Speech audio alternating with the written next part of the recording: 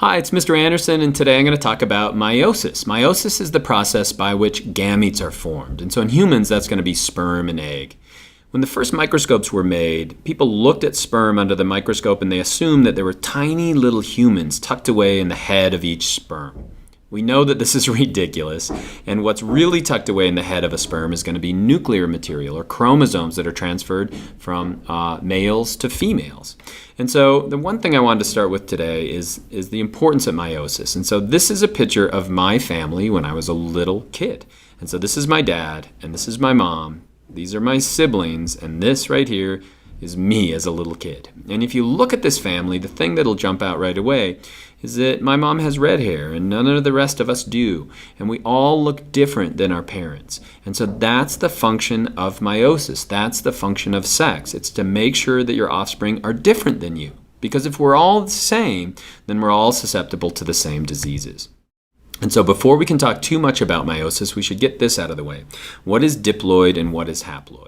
Diploid essentially means that you have two complete sets of every gene, or two complete sets of the chromosomes. So in humans, we have 46 chromosomes. That means we have 23 pair. You can see this right here as a karyotype. And if it was a male, it would be one X and one Y chromosome. And if it's a female, it'd have two X chromosomes. But basically, you have two copies of chromosome 1, two copies of chromosome 2, two copies of chromosome 3. And so if we only had 3 chromosomes, this is basically what we'd look like. And our sperm and egg would be haploid. They'd have one set of all the chromosomes. And then our somatic cells, or all the other cells inside our body, are going to be diploid, or they're going to have two complete sets of chromosomes. And so basically life starts when haploid cells combine, they form a diploid zygote, and that eventually forms you. And so what I'm really talking about is the human life cycle. In other words, through a process called meiosis, we're going to make gametes. Those gametes will eventually combine back together again through a process called fertilization, and that's going to make something called a zygote, or a fertilized egg. Now that one egg is going to quickly divide into 2 and 4 and 8 and 16 and 32, so through the process of mitosis, that's going to form a new organism again. And those new organisms are going to produce gametes through a process called mitosis or meiosis, and this whole thing goes over and over again. And so if you look on this diagram, everything up here in the gray is going to be haploid, and everything down here is going to be diploid. So the zygote's diploid, you are diploid, and the only things that aren't are going to be the gametes that are formed. And so cartoon style, this is what it looks like. Through meiosis, males make sperm, females make eggs, and those sperm are going to fertilize an egg to make a zygote, and then through mitosis it makes us again. Now know this, that not all organisms are going to have the same life cycle. Sometimes when you look at, for example, a liverwort, you're mostly going to see haploid organisms, and you're not going to see diploid organisms. But generally in humans, we're diploid, and so are zygotes.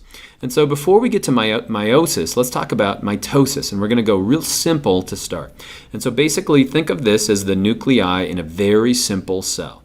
In this one, we're going to say 2n equals 2 because it's a diploid cell. In other words, it has 2 copies of its one chromosome. You can see that this one's pink because it comes from mom, and this one we'll say is blue because it comes from dad. And so as we go through the mitotic divisions, basically what happens is those 2 chromosomes are going to make copies of themselves. So we call those sister chromatids, and they'd be connected here in the middle in something called a centromere. Next thing that'll happen is that they are going to meet together at the metaphase plate, so they're going to line up along the middle. What you would really get is spindle fibers that are going to attach to this one and are going to attach over to this one, and likewise you're going to have spindle fibers down here. Remember, in us, we're going to have a lot more chromosomes than this, but basically what happens is they're pulled to either side in mitosis. That would be anaphase. So what did we end up with? Well, this would be one nuclei, where 2n equals 2, and this is another nuclei, where 2n equals 2. And these 2 nuclei are exactly the same, and that's the function of mitosis. We want to make exact copies of the cells. So when you go from that zygote to the organism, all the DNA and all the cells in your body is identical. Now we're going to go through meiosis. So meiosis starts the exact same way. We start with a diploid cell where 2n equals 2, one from mom, one from dad. We copy those chromosomes. So during the S phase of interphase, we'll make exact copies. So this looks exactly the same as mitosis, but now it gets a little weird. So basically what will happen is these 2, we call those homologous chromosomes, are going to come together. They're going to meet in the middle. And so during prophase, they'll wind around each other. And they'll wind around each other so tight that something's going to happen here. Watch really carefully on these chromosomes. So basically what's going to happen is little bits of the female chromosome are going to switch places with the male. In other words, this little blue portion came from this one and this little pink one came from this portion. We call this crossing over. In other words, since they're all the same length, since they have the same genes, although they may have different copies of the genes, it's really easy for them to bond together and form new chromosomes. So what happens next? Well, they've met in the middle. There'd be a spindle fiber here, and so basically they'll pull apart. And as they pull apart, those chromosomes are going to be pulled in either direction, and then they're going to pull apart again. And so the big difference that happened right there, I don't know if you caught it, is that in mitosis there's only one division, but in meiosis there's two divisions. And so what we've done is we've essentially made 4 nuclei. Those nuclei are haploid now. Remember, we started with 2n equals 2, and now we just have n equals 1. And so each of these are a nuclei that would have a different chromosome in it. And so each of these in males would form a brand new sperm. In females, it's a little different.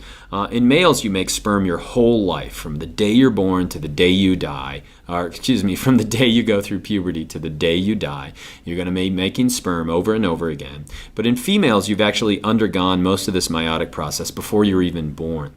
Males make trillions of sperm during their lifetime, and they make them their whole life. Females just make a few eggs before they're born, and they lavish them with attention. In females, one of these nuclei will be the chosen one, and that will become the one egg, and the other ones really don't become anything. And so if we do this in a quick little diagram here, basically this would be a cell where it is 2n equals 4. So we're going to start here with 4 chromosomes. It's going to copy itself. There's going to be crossing over. There's going to be a division and then another division. And so in this case, n equals 2. But the big highlights here is that we've got crossing over right here where they're actually switching bits of the chromosome. You can see that there's one division during meiosis 1 and then another division during meiosis 2. And so basically we have 4 cells. In males, each of these would become a sperm. In females, one becomes an egg. Now, if you think about that, it doesn't look like we get much variety because we're only getting 4 cells out of that. But the reason you are special, the reason you're the only one, in the words of Barney the dinosaur, you're the only one like you, is because of these 4 processes right here. First one's independent assortment. Basically what happens in independent assortment, well, if we look at these chromosomes, they could have lined up like this with the blue on top, or they could have lined up with the blue on the bottom. And so the odds of blue being on the top when they line up would be 1 and 2, and the odds of blue on the bottom would be 1 and 2. And so you might think that's not much variability at all. But if you think about it, how many chromosomes did we have? Do you remember? We had 23.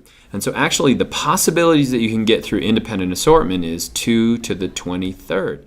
So we can get billions of possibilities just by having each of those chromosomes assort independently. And that's why we get, just in a simple dihybrid cross in the peas, we're going to get something that looks like this. Next thing is going to be crossing over. Remember, those chromosomes are going to cross over, so there will be a coming together here. We call that synapsis.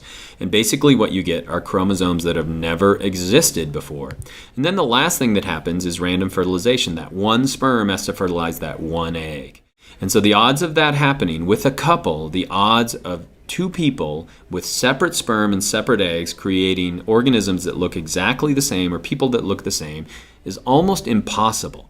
It's 1 in 70 trillion times that would happen. Now, you could have a fertilized egg that divides in half and have an identical twin.